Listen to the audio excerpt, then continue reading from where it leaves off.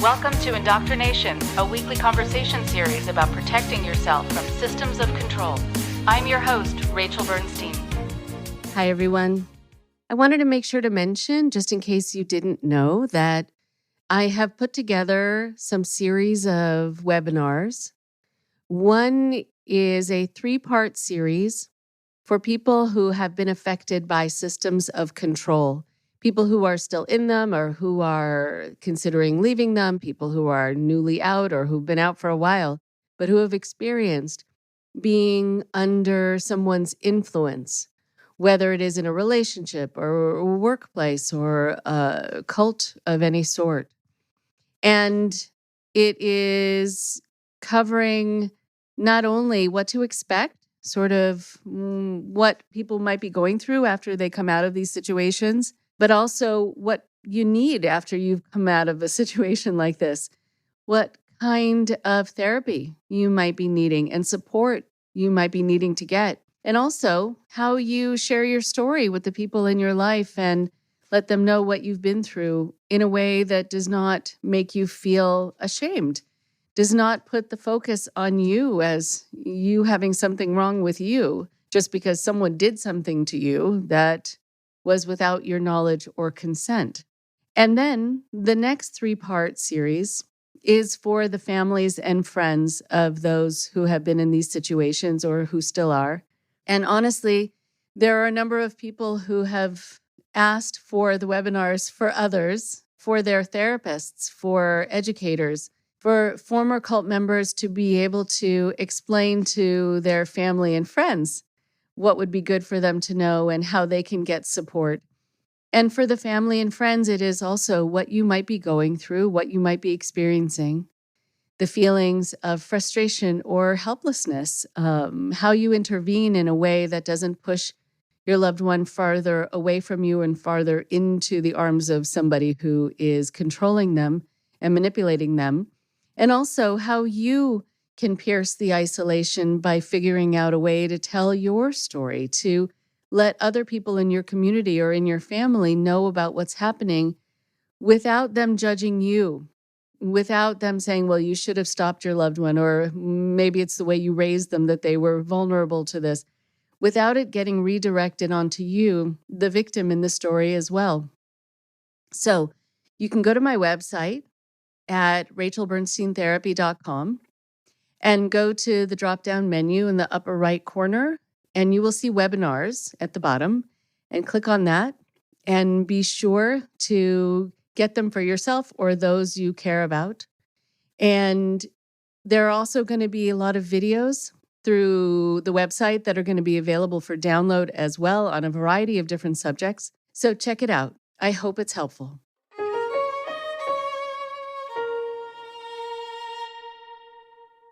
Today on the show, we have Shannon Payton, known as Shanny Pants by many. She is a content creator and podcaster living in Rocklin, California. Her podcast, The Shanny Pants Show, is currently in its 2nd season.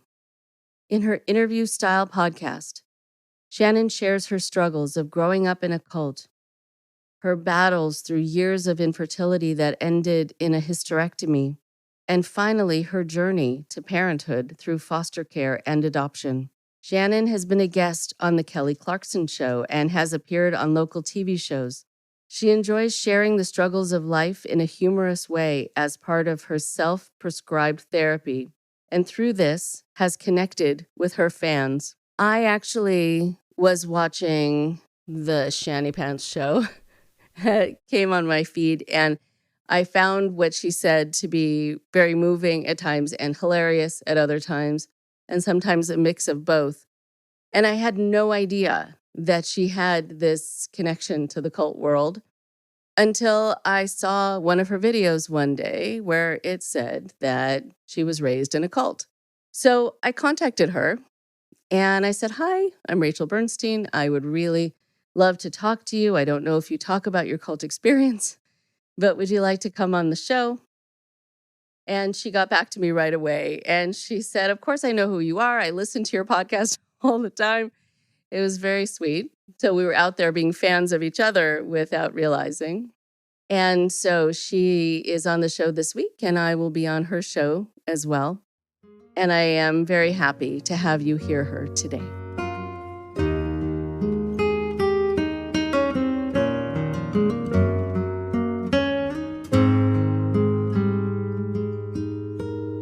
So today I get to talk to Shannon Payton, otherwise known as Shanny Pants. Check her out on social media. So I had a response to something that you said. I was just following you because it was so relatable what you were posting. But then you happened to mention a while back about being raised in a cult. So of course my antenna went up and I reached out. And so I would love for you to introduce yourself, and then we'll start talking about your story. And I know your story is more than your cult history, but of course, we're going to want to check in about that. So tell us a little bit about you. All right. My name is Shannon, and I am a wife. We've been married for 22 years now, and I have 3 kiddos that were all adopted, almost 15-year-old, 9 and 10-year-old girls. So that keeps me busy all the time. I've been saying still that my real job is a realtor, but I think I need to move it as I do real estate on the side still, because my job is quickly changing into content creating. So that's kind of been a whole new world for me, but it's been a lot of fun and it's been fabulous. And like Rachel said, I also was born and raised in a cult. So that's a, real fun, exciting part of my story. Yeah, that's super fun. So I know we talked a little on the phone, and when people meet me, my clients actually have known me for a long time, and I feel comfortable being this way with them. They know that I use a lot of humor only because I come from a funny family. And so it's just sort of woven into how you view life, seeing things sort of from the outside a little bit, being able to laugh at things, being able to laugh at yourself, just having it be lighter. And one of the things that people have noticed, and I highlight it for people when they want to know if their loved one has gotten involved in something that has sort of been taking them over, whether it's a relationship or a group of some sort, is one of the characteristics is that you'll see someone become very serious, that they lose their sense of humor, or they're kind of raised in an environment where that's not given a chance to grow, because it has so much to do with freedom and your creative mind and an individual spirit, etc. And a lot of people also are raised feeling like every moment counts and you have to be proving something to the group or to God. And there's no room and there's no time to just kind of be silly and funny. So I can imagine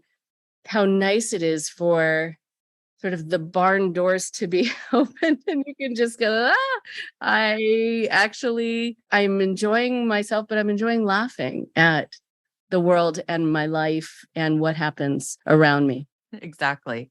Yeah. It's definitely been quite a freedom, and it's been a journey letting go as far as the humor goes with me, because I am very sarcastic, and I do find humor, or try to find humor in everything, but I find humor in most things. And you're right, growing up, and like I said, I was born into this cult, which was like a religious group, basically, that started out, I think, in my grandparents' generations as kind of like a Bible study in homes, and started out probably as a very innocent thing, and then morphed into what it became, a couple generations later. But humor was definitely not just like a daily part of life, but like my mom is a very funny person and really humorous, and always was. And so I could remember her and one of my aunts getting together and like making, we had the big old VHS video camera thing, and they would get together and make these like hilarious little skits. I mean, they put so much time into it. But it was always like on the down low, it wasn't like everyone was going to be able to see this video. And, there was moments where we did have fun times. Like there was a small group of us that would do skits when we would have like our big camps or little camps, I guess. And it was always this core group of us that would, be brave enough to get up there and make fools of ourselves. But we would always get in trouble because we would always, say the wrong thing, and we always thought it was hysterical, but we knew like, this is probably going to be a risk, but we're going to try anyway and see what happens. And then we would get in trouble. But so living that way, my entire life, basically, it was really hard when I did have this like humorous part inside of me that was always squelched. It was always like tapped down and like, oh, you're being a little bit too, up in everyone's faces. And I remember one time I took a microphone. This is after we were married. I was probably like 22-ish at this point.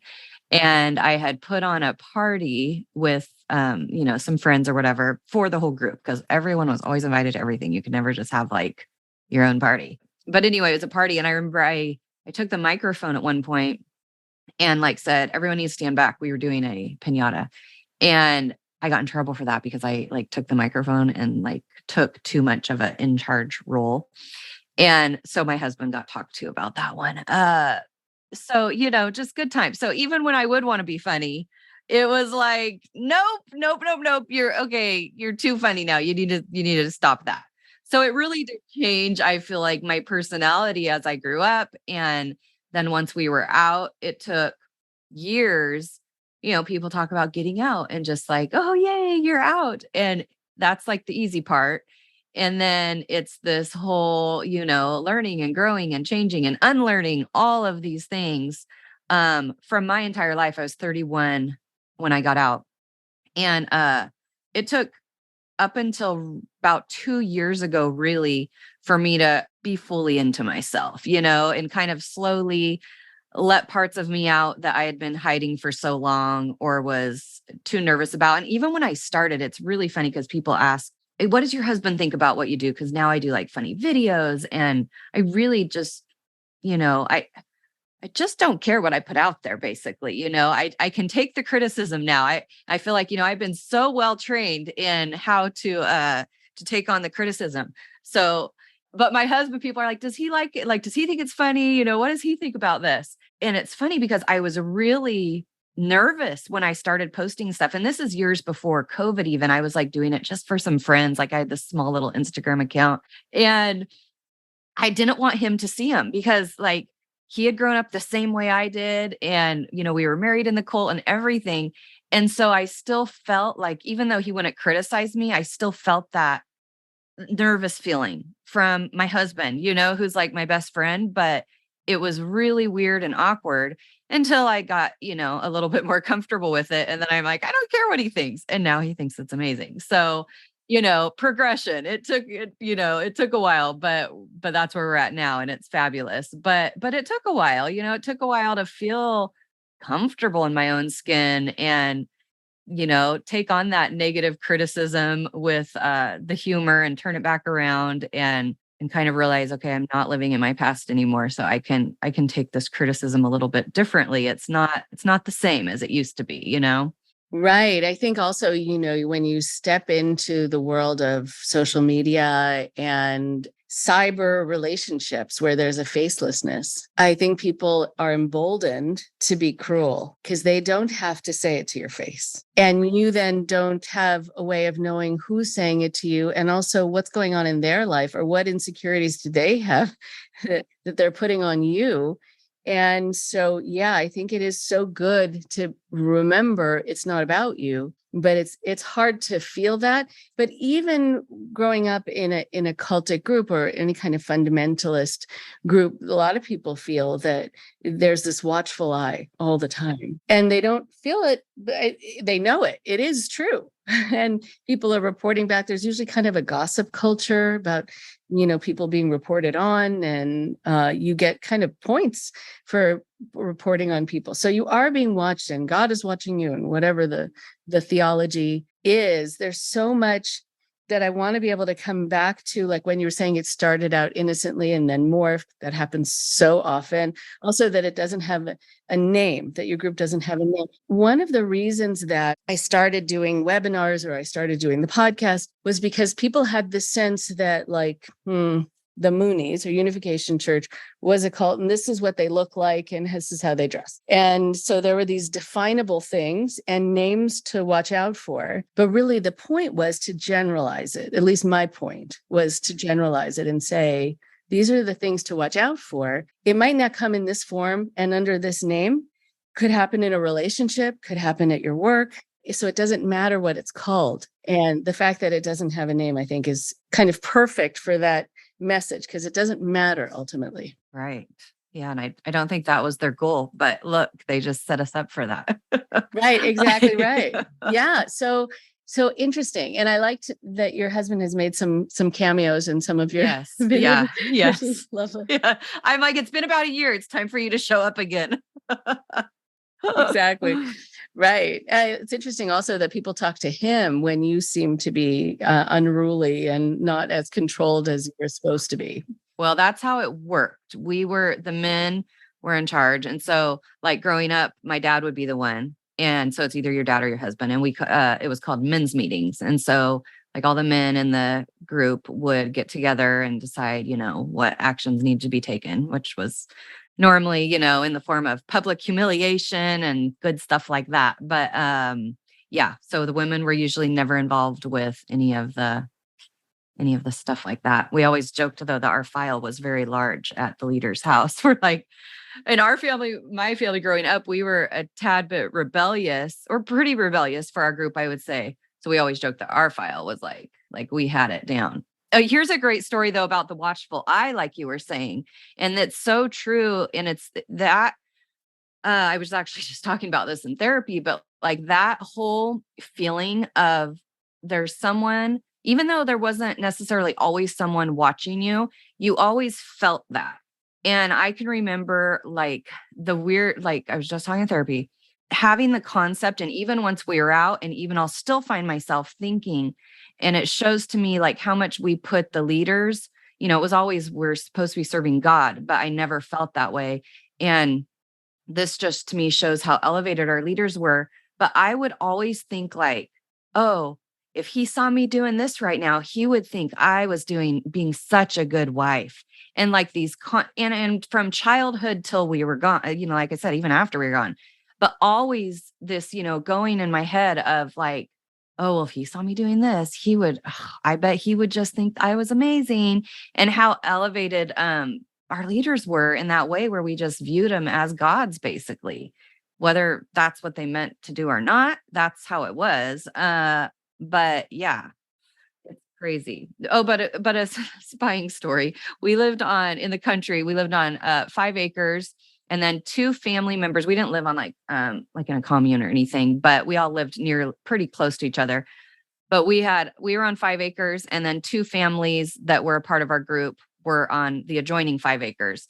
And one of them, who was pretty high up and really shouldn't have been in our group, lived kind of up the hill a little bit from us. But my sister and I, she's 18 months younger than me, we were hauling firewood from our garage up to our house, and in our sweatpants. And the leader from our neighbors, he turned us in for on our own property hauling firewood. And then this is the creepy part. The only way you could see like this part of our driveway was from the master bedroom at his house. That's the only place you would have seen us doing. So that kind of stuff, I'm just like, oh my gosh, like here we are minding our own business on our own property. And, how dare we wear sweats to do chores?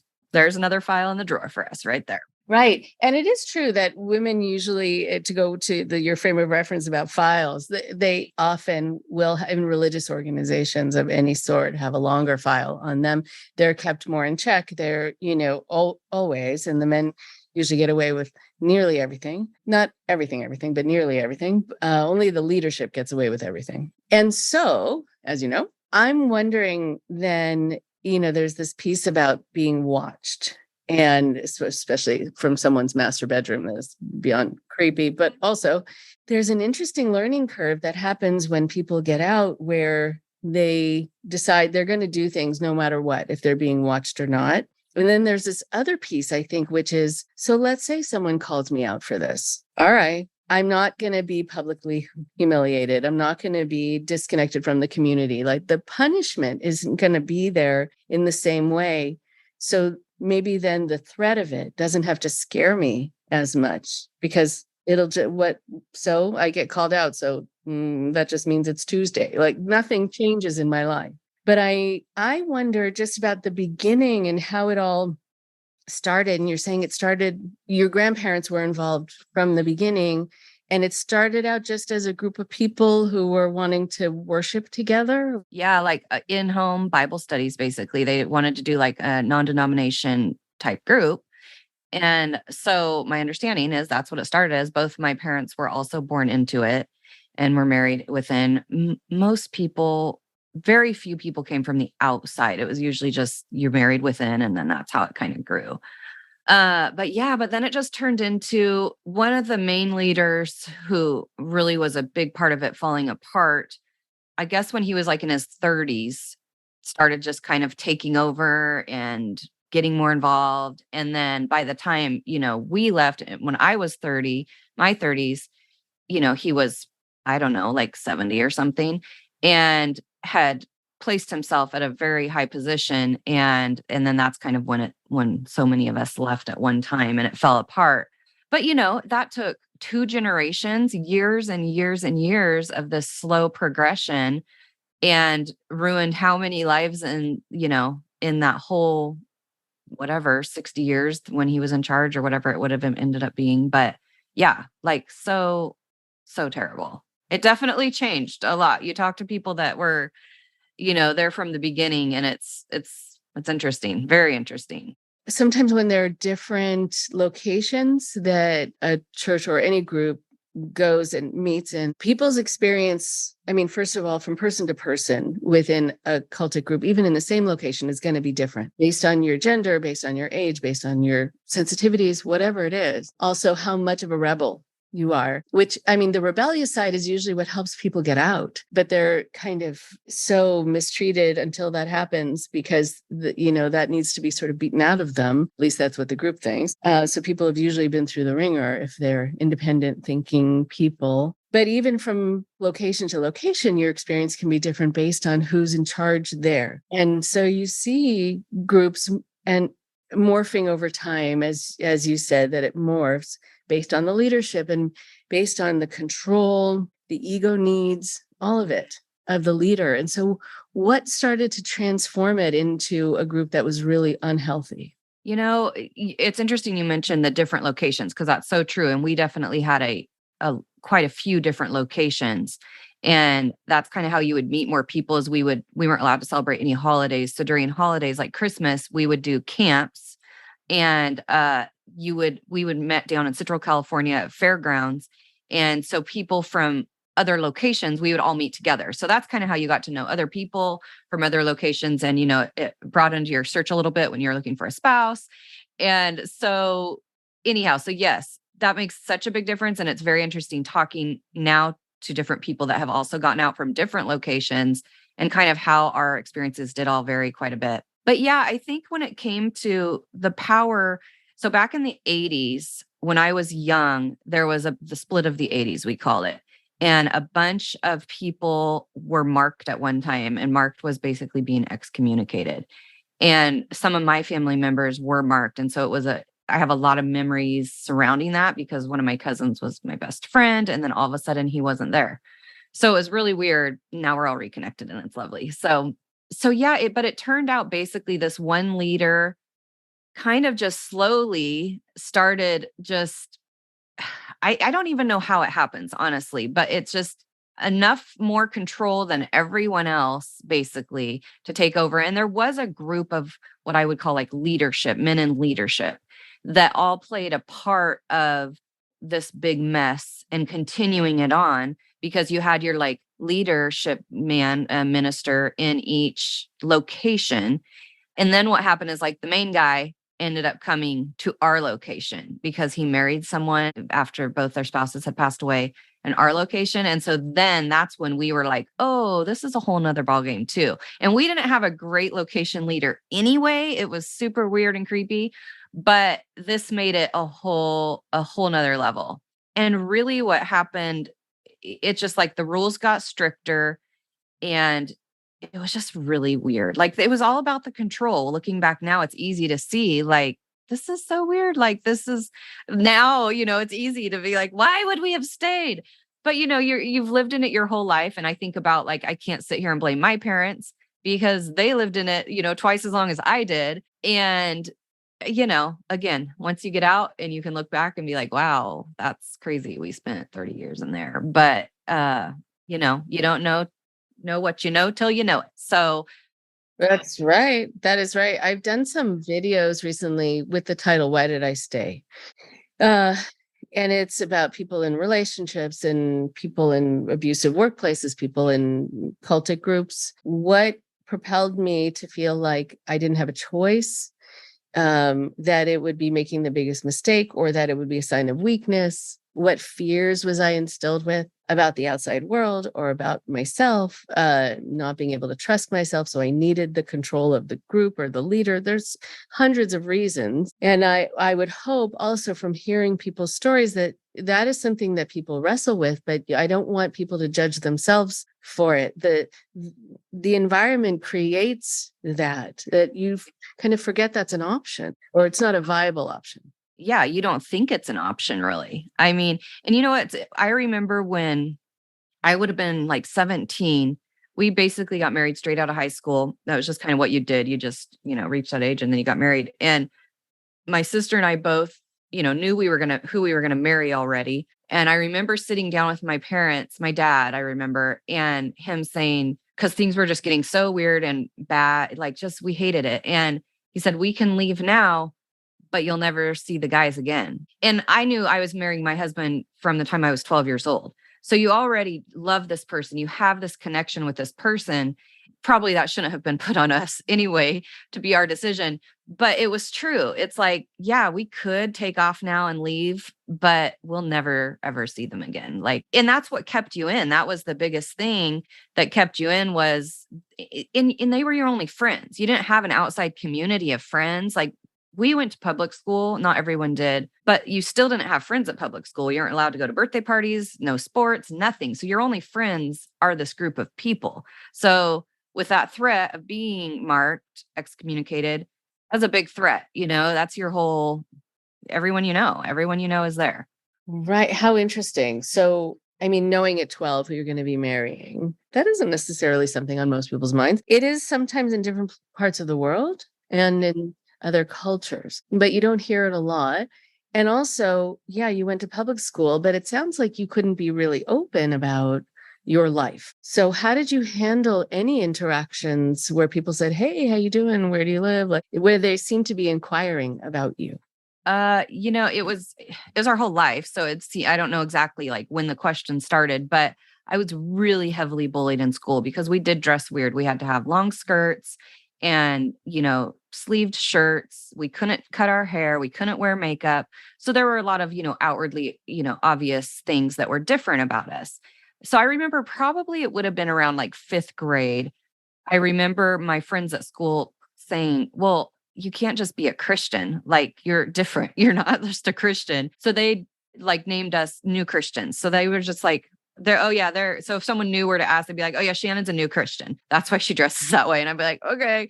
I was so insecure because I was so bullied. I hated how we dressed. I was very self-conscious and just an extremely, extremely insecure child. And so he didn't handle it well. And I mean, we didn't do anything public. I mean, we did go to like public things, but it was always, and I remember being embarrassed. And I don't know that everyone was this way, or if it was because I was bullied and made fun of that I was aware to be embarrassed. But like when all of us girls would like go to the mall together, we have 8 to 10 of us basically all look like we're matching because we're all wearing like the same stuff. It was embarrassing. Like I did not like it. I didn't like going out in public. I didn't. And I don't know what age that started, but I knew we were weird. I'm like, we are different. We stand out. And we would we laugh now, but we would do things. We used to go, and again, we didn't celebrate any holidays. We would go holidays.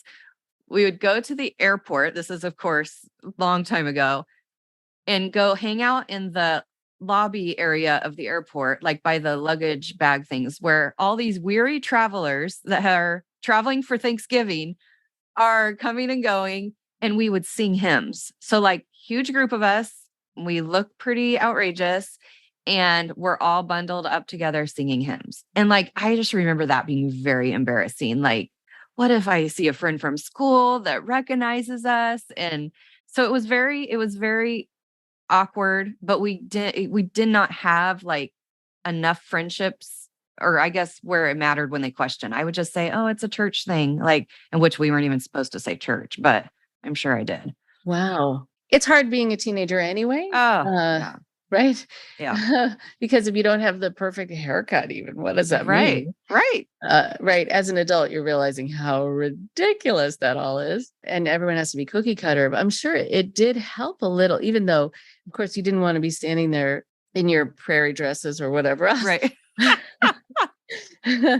I think it probably would have been harder if you were there by yourself. And so there's sometimes strength in numbers that you could Yes. be part of a group. Hide. Mhm. Yeah. And you could hide and know that you weren't alone in this. How interesting. You were saying that it became more strict and there were more rules. Also, what were the newer rules? I guess it wasn't even necessarily new rules. It was just more of us started questioning things. And what really for me changed was becoming a mom. So we had gone through years of infertility and ended up adopting our son, which on that whole thing, like the infertility, I felt the whole time that God was punishing me for doing wrong. So that's just another level of trauma, that now I can look and say, oh yeah, that was a traumatic experience. And you didn't get outside help. So you weren't in therapy. Unless you wanted to go talk to leader, which was not an option. That was it. You didn't have help really. And all of our relationships were so superficial. So people always were like, oh, well, at least you had like a bunch of really close people. It wasn't that way. We knew everything about everyone. And so I think you held back so much because you're afraid of people finding out. So like even my infertility stuff, I just soared through that with no help, no support. I mean, it was awful. It was really awful. But anyway, we adopted our son and we had a lot of traumatic experiences through the whole adoption experience. But he's what changed me personally, because my biggest thought was I have to raise this child and I'm going to lie to him about a lot of stuff because I don't believe a lot of this stuff that I'm sitting in, and that got harder and harder for me to be okay with. And, he was young, he was a baby. And so I'm processing this. He was like 3 when we got out. But for years I was thinking this, like, I don't want, when he gets older and I say, you can't wear shorts or you can't play sports or whatever with the boys, I'm like, I don't feel good about this. Like, I don't support it. So how can I just say that to him? So anyway, that was a big push for me. And then a lot of the other friends in our age, our generation, started questioning more things. And, because as the world is changing, we're like, okay, is there some things that our group can change? Like in the 90s, like mid to late 90s, we started wearing skirts like right below the knee. So we were able to like kind of be a little bit more in style and so that was kind of exciting, but we were wanting more, and like we all did church or meetings as a group together. So there was never childcare. There was never, Sunday school, nothing like that. So my friend and I were like, let's do a Sunday school in the back. Like, I'm tired of this. Like, our kids are crazy. Like, this is awful. And my kid was not going to sit in meetings. So we decided we're going to just get like coloring pages, whatever. And whoever wanted to be a part could. And there's this little room. We met in like Grange halls. And there's this little room in the back. So we're like, we can just do a little something there. We couldn't even start that before it got shut down because someone found out about it. And so like shit like that over and over and over again was what really ended up being the downfall, because he would not be open to any. And then like pants, ladies wearing pants, stuff like that. We started like bringing up more. For my entire life, I was been told it's because of modesty issues. And then as an adult, I'm like, how is it more modest to be playing baseball in a skirt, running around at camp time in my skirt when I fall, than in a pair of, loose fitting jeans? And it was just stuff like that, so it's just, I think enough of us started pushing where we're like, we're done. Like, this is ridiculous. And they started marking people right and left because so many people were pushing the bounds. And then we're kind of like, okay, well, half my friends are marked now, and I am going to hang out with them because I don't care. So that kind of took that whole marking thing off the board because no one cared anymore. So, and it ended up just kind of falling apart. And there's still people that still are parts of it. But like my husband's parents are still in, but my whole entire family is out. So that's awesome. My husband has a lot of family and still like aunts and uncles and extended family. So that's really hard. So tell me about that, about what relationship, if any, he's able to have with the people in, or that your kids are able to have with them. So all of his extended family that's still in doesn't have any contact with us at all. The only family that does are his parents, and we see them, I mean, maybe like once a year they'll come and visit, and they will visit. It's just it's super awkward. Which it always has been with them. I've never just had like a fabulous relationship with them, and they haven't with any of their kids either. They just don't. It's very awkward, but it's definitely, to me, it's like, at least it's there. My kids can know their grandparents. They don't know them well. Like every time they come, it's like they're calling them the wrong names. And I'm just like, no, guys, you call her Grammy, that's her name. And so they don't know them well, but it's like, I'm like, you know what, at least they can see them and talk to them. And we have enough, stand-in grandparents in my kids' lives that I feel so blessed with, that I'm like, you know what? It just makes me sad that that's their choice. Your choice is to have basically no relationship with your family members and to still be like, they're definitely more prone to like get to the nearest camp than to see us first. So we don't feel prioritized at all. Like, it's like, well, this is where we're at. And I would never like have my kids be alone with them or anything like that, just because I never know what they're going to say. And I mean, I don't think they would, purposely, they've gotten to the place they know that we're not changing back now. But, for a while it was touch and go, where I'm like, I don't even think we're going to be hanging out with them, but it's fine for now. I mean, it is disappointing when you see that someone's belief system takes precedence over their relationship and closeness and accessibility to their family. And you feel like you're being looked at still through the lens of the group. That's hard not to be fully seen for who you are. Yeah. You don't expect it. At this point, they avoid anything good that we have to say about any of our life that's good now. Like, all they do is talk about people from our past, and we're like, we don't know those people. Like, we've been out for 11, 12 years now. We don't know who you're talking about.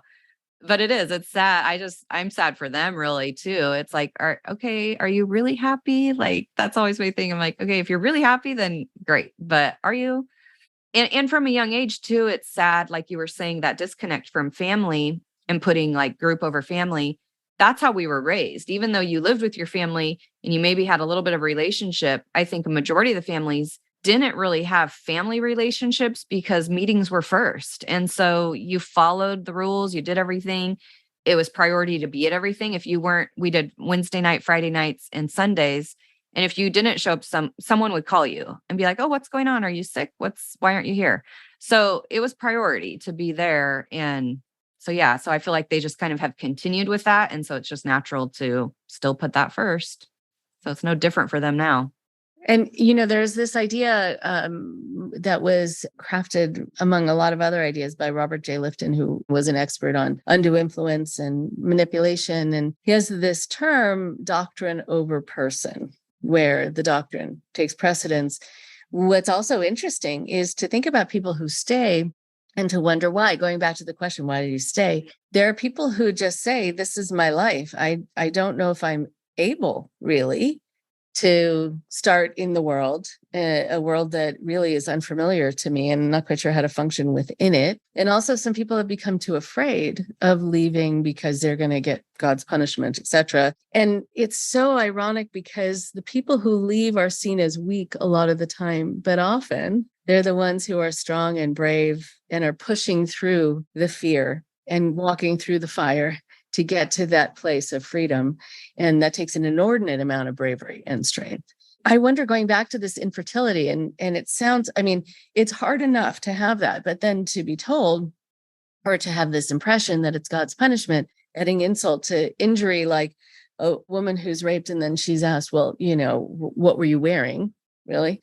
So it sounds like you didn't get compassion in the same way. And you also didn't get good guidance and advice. And just the fact that you had to go through that really on your own, even though, you had your husband, but basically on your own. And that was very hard.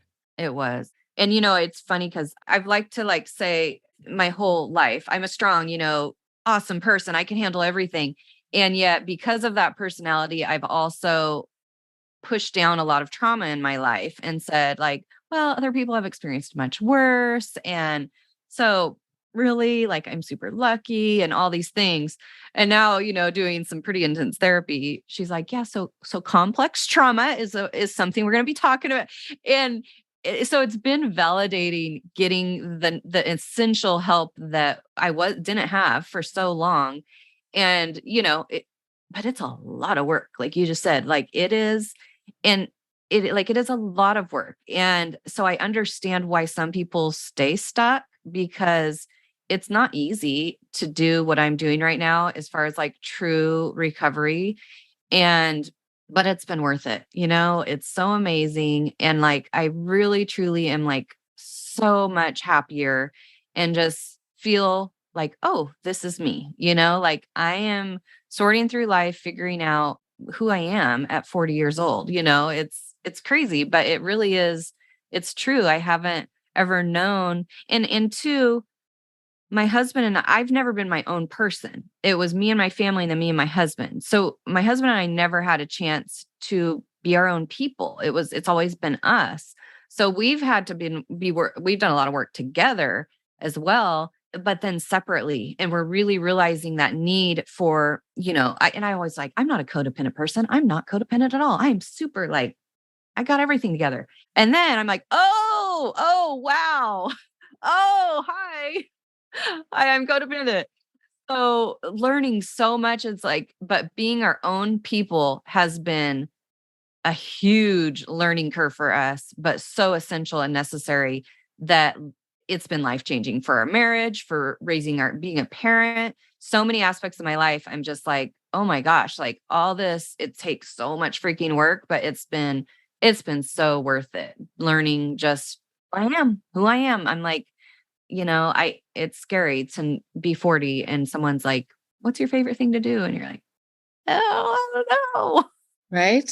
So, I mean, not that this is to, diminish what you're saying in at all, but I do have clients in their 70s, 80s who are starting their lives really for the first time. And so, yeah, it is hard at 40. It's hard really at any age, but it's really nice that you've had an opportunity to get started and that you're progressing with it. And I like the idea that you're finding out that, your identity is not being the wife or being the something else to someone else. And that is really interesting to work on a relationship, but also work on you within your own life and then within that relationship, and that you are your own person and that you can be different.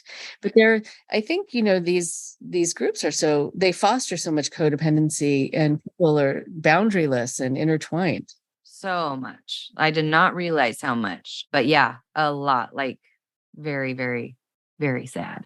And, even just like when we got out, you think, oh, yay, we're out. We were lost. We had no outside friends. We've kind of, had the impression that pretty much, even though we weren't comfortable and we're happy to be out, we still felt like everyone else is bad, like, so who can we be friends with? Churches were bad. Everything was bad. And so it took a long time. Like, I want to say it took like 3 or 4 years for us to get our first like 2-foot Christmas tree and, slowly get into like, what's okay? What's going to have God striking us down from heaven immediately, or what is the Christmas tree going to light the house on fire, or will we be okay? So it was a lot of process of what is okay, what we wore, all these things. It was just a long, like I said, I think it's 11, 12 years now of getting to finally the place where it's like, okay. And then there's me, like, this is me figuring out who I am. It wasn't just overnight where it's like, oh, yay, here we go. This is the person I want to be. I wish it would have been that way, but it was not. No. And I think also with how bold it is and good it is, I think that you get a 2-foot Christmas tree or whatever size it is, but that you claim something for yourself and get to enjoy something that you had been made, I think, afraid of participating in. But then you have this whole other piece which is the false correlation. Like, let's say it did catch fire. So then there would be this automatic trained assumption that it's a sign, God's punishment. So taking sort of what you see in front of you and not ascribing that kind of meaning to it, I'm sure takes a lot of work too. Yeah.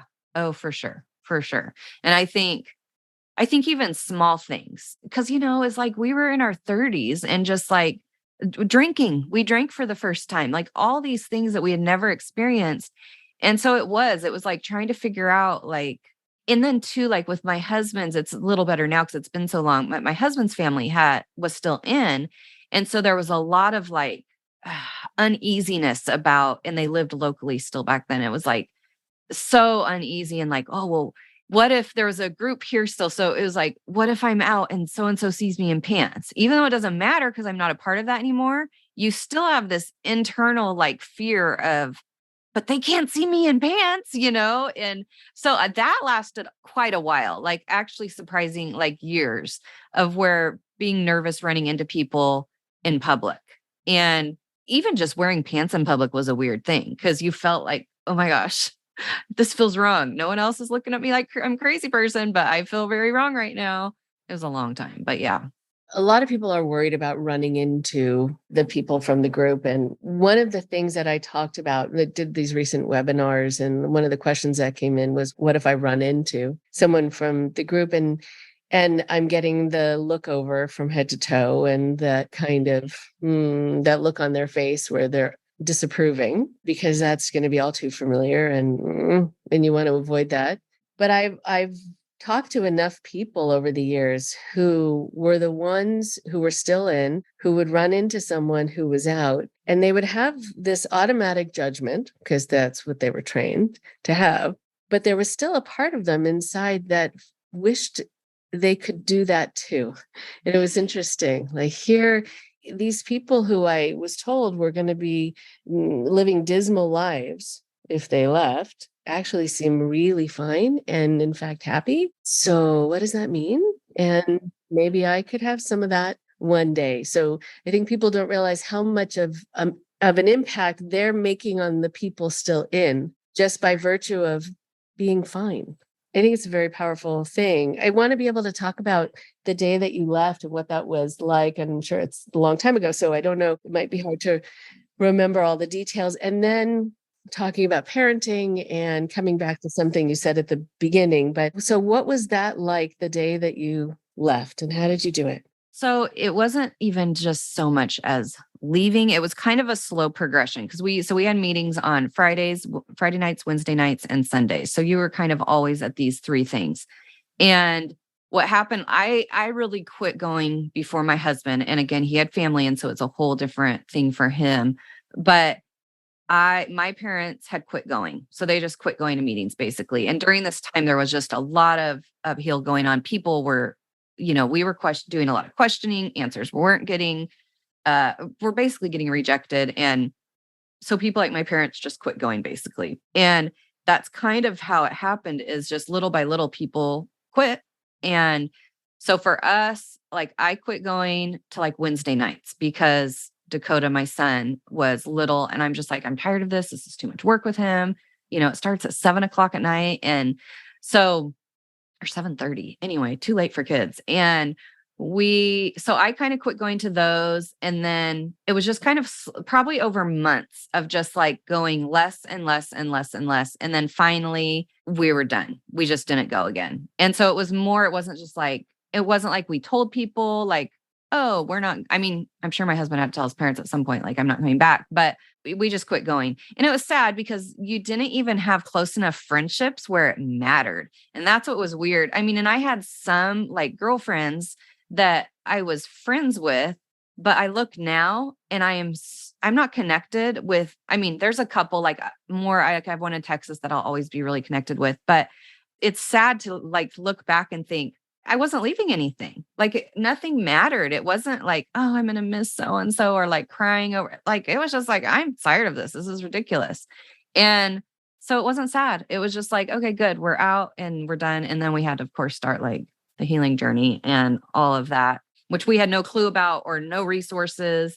until recently, really, So it was not like we had something to jump into as far as healing. No. Okay. So turning to, even though I know that your whole life is not just about being a parent, but it is important to you and you worked hard to get there. And so tell us a little bit about you as a parent now, really in this juxtaposition to how you were raised and the models that you had around you. Yes. So basically, I am the one that is swinging like almost the other direction completely with how I'm raising my kids. And not like I still believe in God, which I look back and I'm like, I don't know that I ever did believe in God the way I was growing up, because I believe God to be like a gentle, loving person. And that's not how we were raised with him. It was all, oh, whatever, fire and hell and all the things. And I so I do have a belief in God, and I am raising my children, that I have that belief. But I really want my children to be their own person. There's so I never knew who I was as a kid. I had so many crazy thoughts. So we are so open with our kids. We talk everything. I have 9, I think I mentioned it, but 9, 10, and almost 15-year-old kiddos. And we talk about everything. I think partially just the world we live in. We have to do that with our kids because I want them feeling comfortable coming to me if anything comes up versus, reaching out to someone dangerous. So we're really proactive with things like that. And even placing other, not placing, but we have other adults in our lives that we trust, and letting our kids be aware of other adults that we trust in our lives, to have those people, because we didn't have resources like that. And I love it because like my daughter, these hormones, I guess it's starting early and earlier now, but oh my gosh, the attitudes and the drama that these girls have going on. But we have this fabulous woman in our life who's this amazing mentor for the girls. And she asked me, like, can I talk to so-and-so about some issues I'm having at school? And I'm like, yes, sweetie, that's, you can definitely go talk to her. And so it's been really good, like she still wanted to make sure with me, but to have these other, trusted people in our lives, because life's scary out there. But just like in small little things with the girls, how they dress is outrageous. They dress themselves, they never match. And for a long time, my husband would like get home from work or something. He'd be like, did they go to school like that? And I'm like, yes. And part of it is like, obviously as a parent, like it's our job to train our kids like, oh, hey, this matches, this doesn't. But after I feel like I put a lot of hours into that and they just don't care, then guess what? I don't either. But I love, like, I try to picture what their little brains are thinking. And I was at 10 years old, obsessed. I was so insecure that it was like, if the little black duck on my shirt didn't match the black on my skirt, exactly the right color black, I wouldn't wear it. Like, I was so obsessed at 10 years old. I was just so insecure. So I love it. I'm like, oh, you look, they'll like, do I match? Nope, you sure don't, but you can wear it. Like, and so it's little things like that seem silly, but to me, it is a conscious thing that I think about. It's like, if that's what they're comfortable in, then great. You just wear that. And definitely raising, kids in this generation, it's a whole different thing raising them with this technology and everything, versus how I was raised. But just definitely raising them with a lot more love. And like, I do feel like my parents were loving, I feel very thankful for how I was raised within my home, but it definitely was impacted, their parenting, because of the group we were in, whether they were good parents or not, it was still impacted by this group. So I definitely am very conscious of parenting my children a lot differently. And I love it. I feel like it's an honor, the opportunity to parent kids. And it's not easy. I have 2 of my 3 are really, really, really challenging children. And so it's a lot of work to parent them. But it's worth it, and it's like, I want to have a relationship with my kids when they're adults. And I know right now I can't be their best friend like I am their mom right now, but I look forward to that. I think I want that different than how it is for my husband and I with our parents. That's what I want, And so I'm like, I have to give them some freedom and, let them kind of live their life a little bit. If they don't want to match, it's not the end of the world. I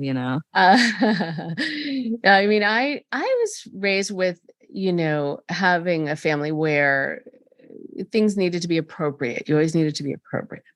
And I remember my oldest, who's now in his 20s, but as a teenager, saying, I really want to get blue around the bottom of my hair. And I said, no, because I had this sense that was just a very wrong thing. And finally, I started seeing it around me, and these were still good kids. They weren't suddenly felons just because they had a different color hair. But I do remember there was, I guess once you get your hair dyed a really bright color, you have to wait a few days before you wash it, and then still be careful the first time you wash it. And I remember after the first time he washed it, after I said okay to blue hair, and meanwhile, I was still a model citizen and good person, right? And an honest, whatever, not in jail.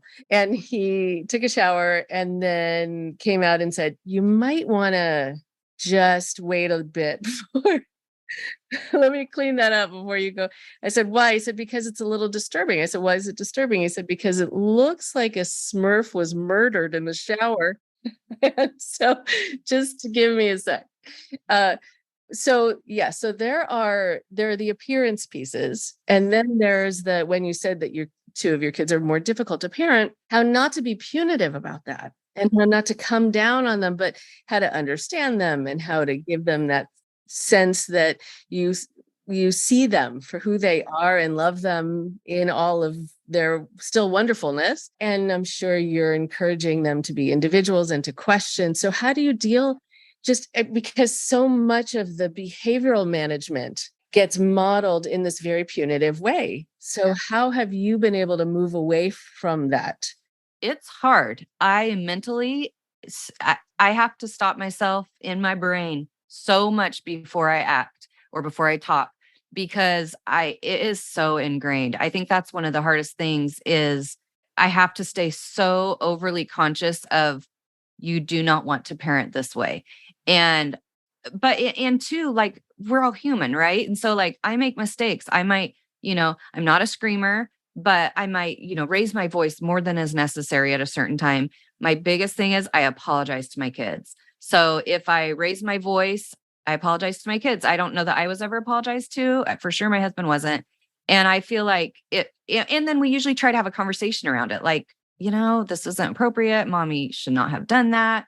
I shouldn't have said that, whatever. I try to make it into a learning opportunity. As like, see, mommy screws up too, like, remember yesterday when you da, and, see, I do the same thing. And so try to make it like we're all human and try to take away that punitive side, like you said, but let me tell you, it's hard. It's not like I'm perfect at it by any means, but I am conscious about it, that I really don't want, a mistake that a child makes to be, determining what they are or who they are. It's not. It's just a little bleep in the day, and then we move on, and and hopefully they learn something from it. And it's not like we just let our children do whatever they want. We definitely parent and guide them and have rules in the house and stuff, but it's a whole lot different than how we were raised. A whole lot different. Yeah, with my oldest, he had strong opinions, and I think he was saying something that I thought wasn't being as sensitively administered to his sibling. And I just said, just go. We were at the dinner table. I said, just go. But I was raised with that. So like people were banished to their room. And he was so surprised. And I was surprised too, because I thought, where did that come from? I didn't even recognize it in myself. And he stopped and he said, go where? I said, I don't know. I actually don't know why I just said that. Hang on. Like, wait, sit down. Cause I have to figure out like who was I channeling just now and what, and how does that resolve anything? But I was happy. He was surprised by it. That means it really didn't happen before, but still, I didn't even know why I said it. So yeah, I think it's keeping yourself in check. But I wonder also, a lot of people talk about being raised in certain environments where they weren't given an opportunity to be kids. There wasn't that allowance for like, it's okay if you spill, it's okay if you don't know, it's okay if you squirm. And so how were kids treated in your group? I feel like like, again, in my home, I do feel like I was able to be a kid. So I feel like we lived in the country on a lot of property. And so I loved animals and nature. So I was outside. I was a loner kind of. I'd be outside a lot by myself with my animals. But I do feel like I had the opportunity to be a kid. And then as far as like as a group as a whole, I don't know. I don't necessarily think it was like as far as like if you spill something, it would be bad, but it was definitely like spanking was encouraged, what they called spanking and wasn't always spanking.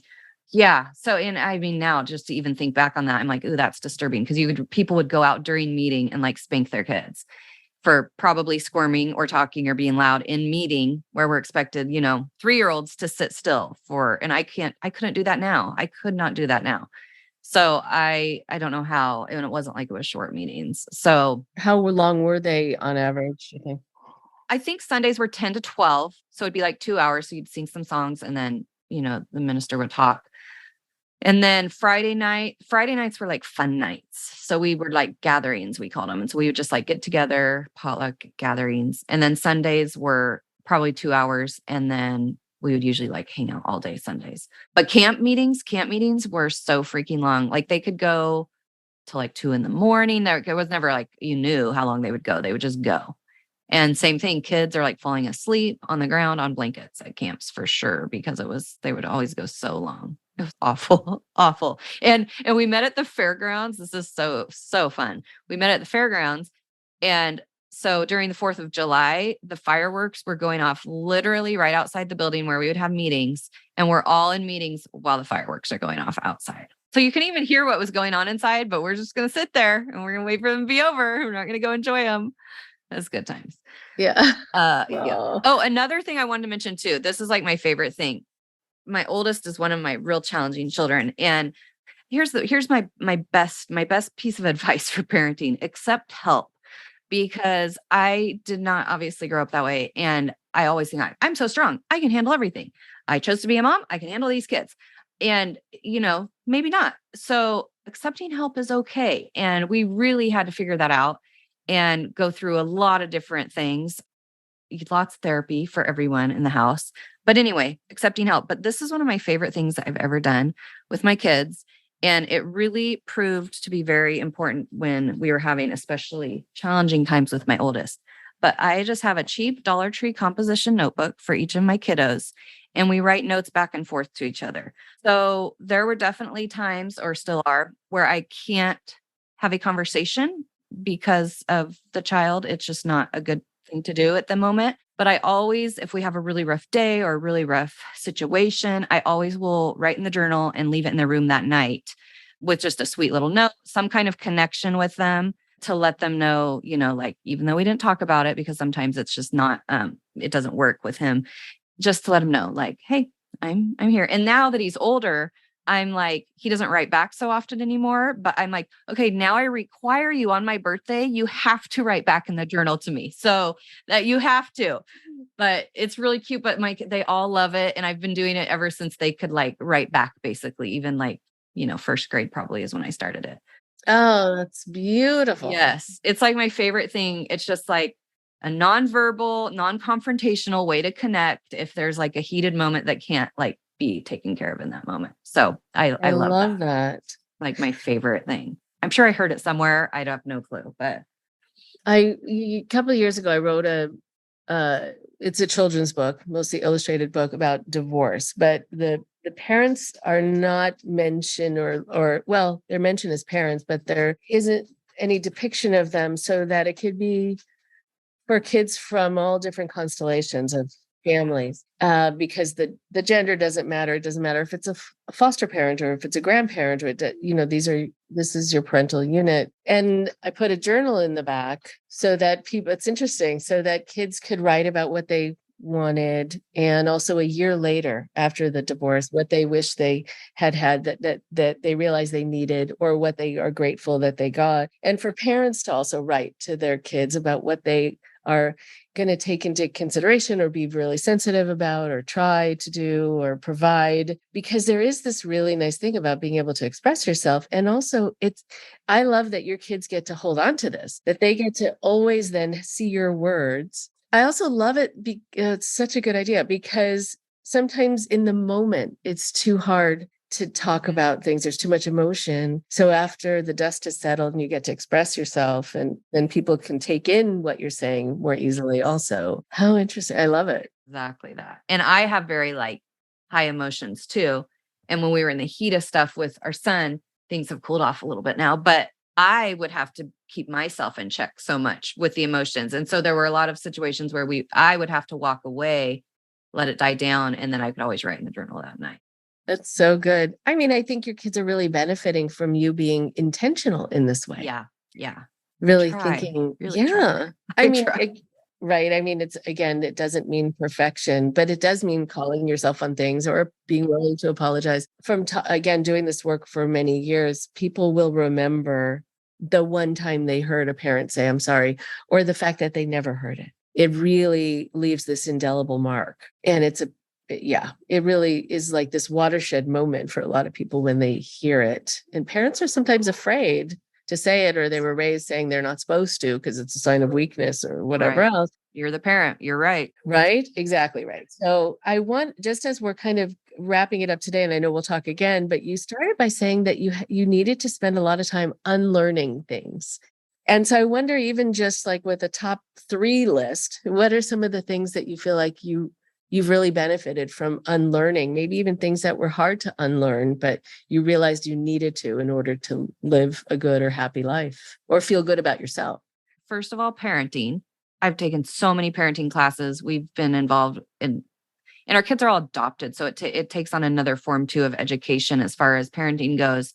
But that was something I never thought I would ever need help with. Like, I'm great. I always had the best dogs ever. They were so well trained. And I'm like, I'm going to be the best parent.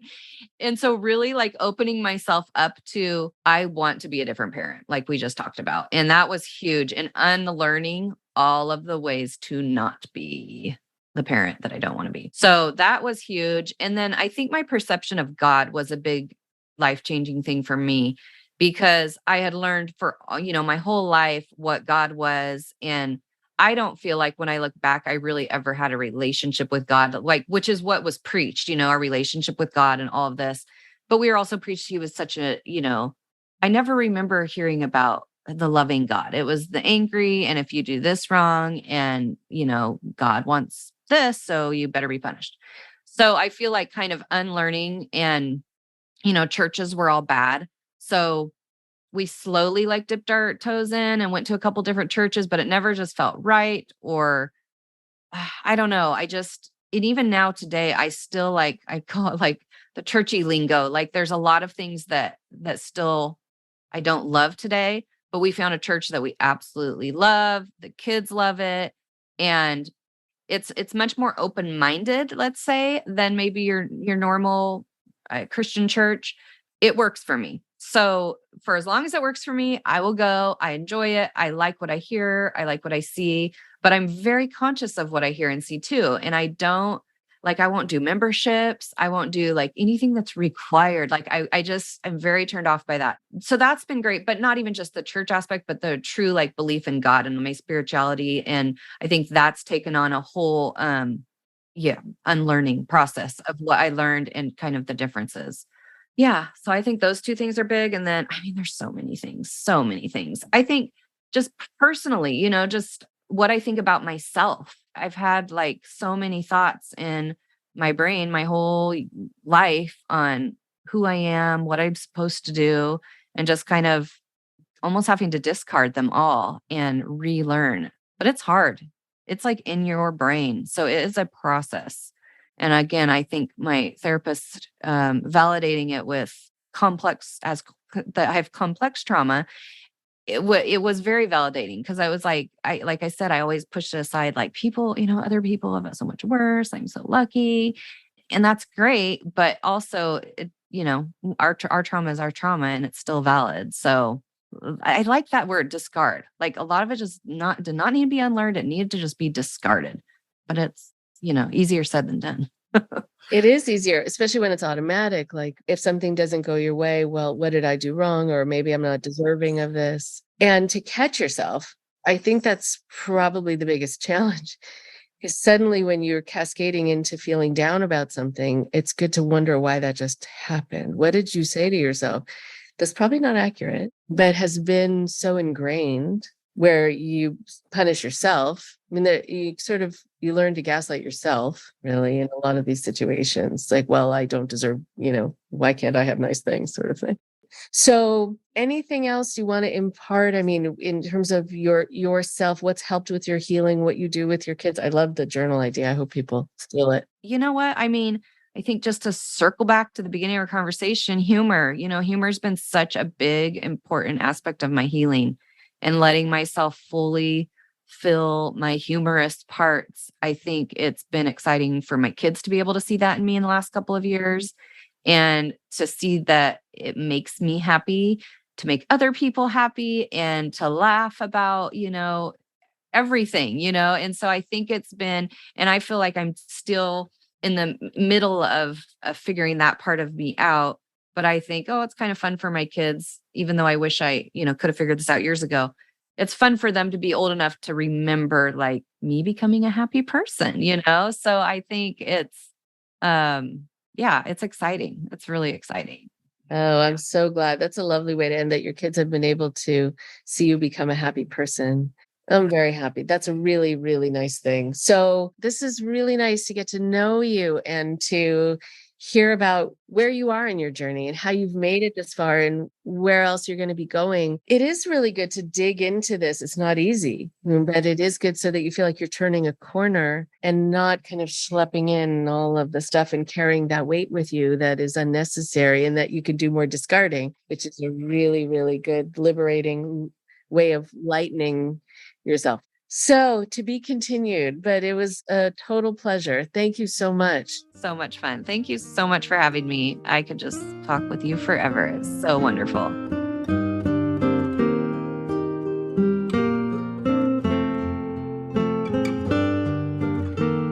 One more thing before you go.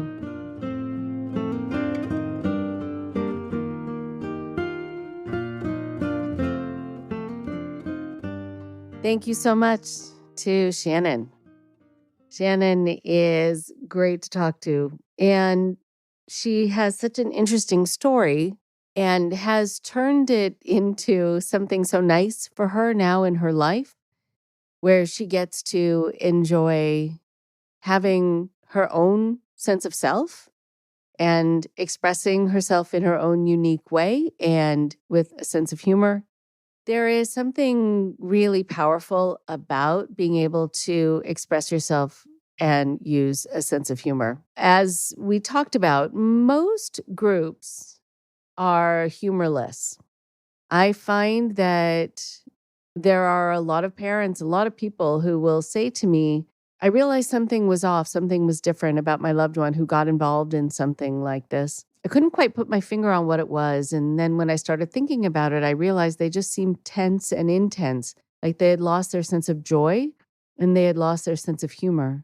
There's something really uniquely individualistic about having a sense of humor. It's yours. It's your way of looking at things. It's the thing that kind of tickles you, that makes you feel like you can enjoy life or that you can see things in a new way, in another way. But within a controlled environment, that's never allowed.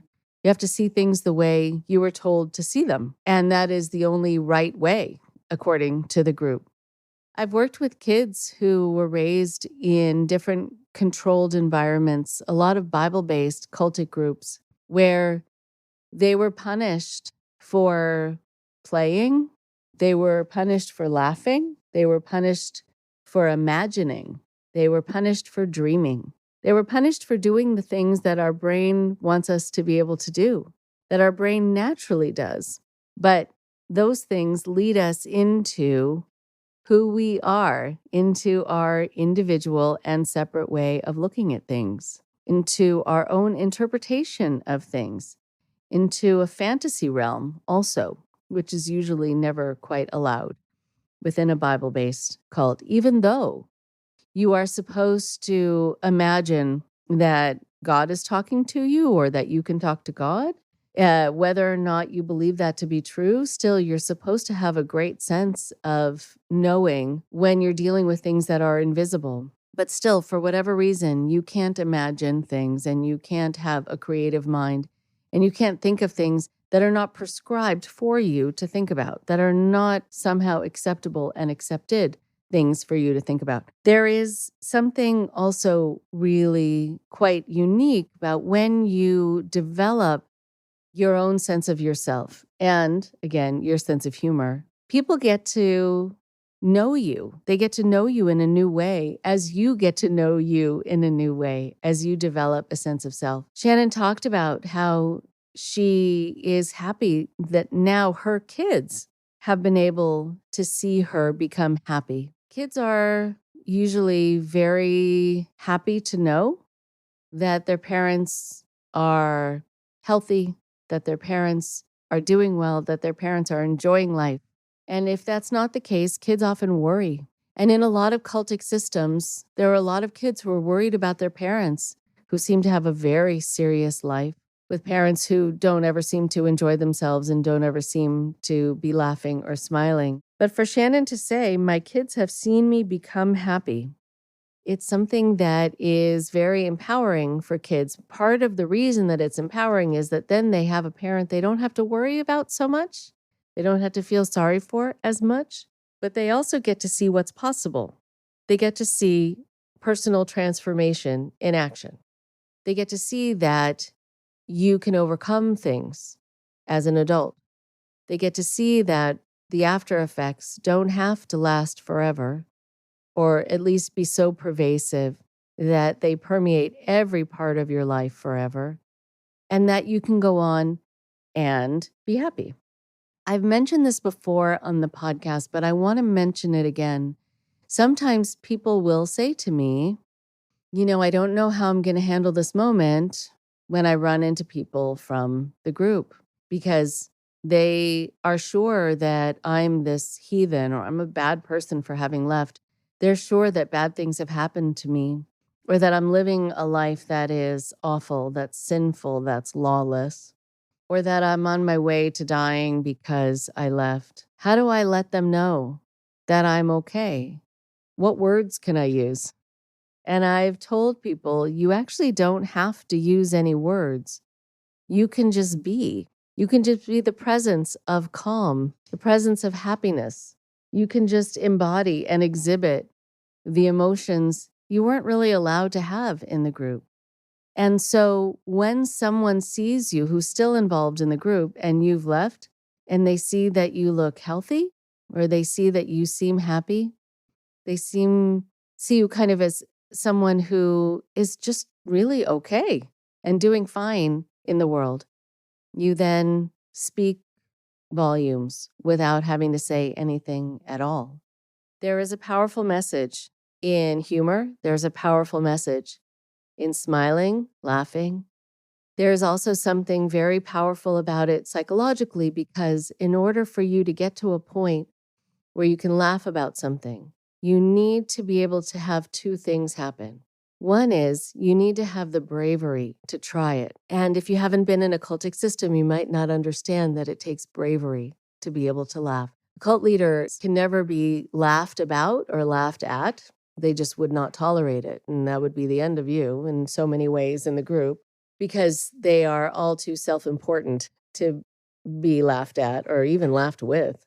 And so, yeah, it takes a lot of courage to be able to laugh about things, but also it takes a certain amount of distance. So first, the courage that you know that you're not putting yourself in danger by finding the funny, by finding the humor in something, by finding the humor in some ridiculousness that you're thinking about from your childhood, from within the cult, that it's not something you can get punished for now, and it's not something that God is going to punish you for. But also, if you can laugh, it's usually because you've created enough distance that you're not in it.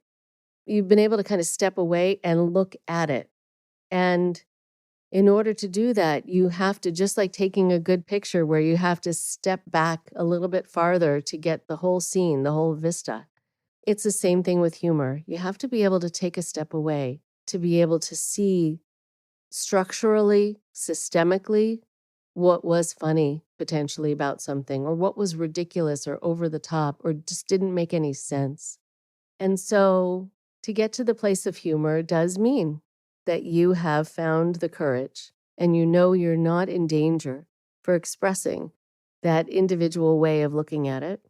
And for you to be able to really know that that means that you have now made a departure, enough of a departure from being in the group, whether it is a geographical departure or an emotional or spiritual departure, where you can look from a distance and see what you couldn't see when you were too close to it. I'll talk to you next week. Thank you very much for listening. Please support IndoctriNation on Patreon at patreon.com/indoctrination. Be sure to give us a follow on our social media.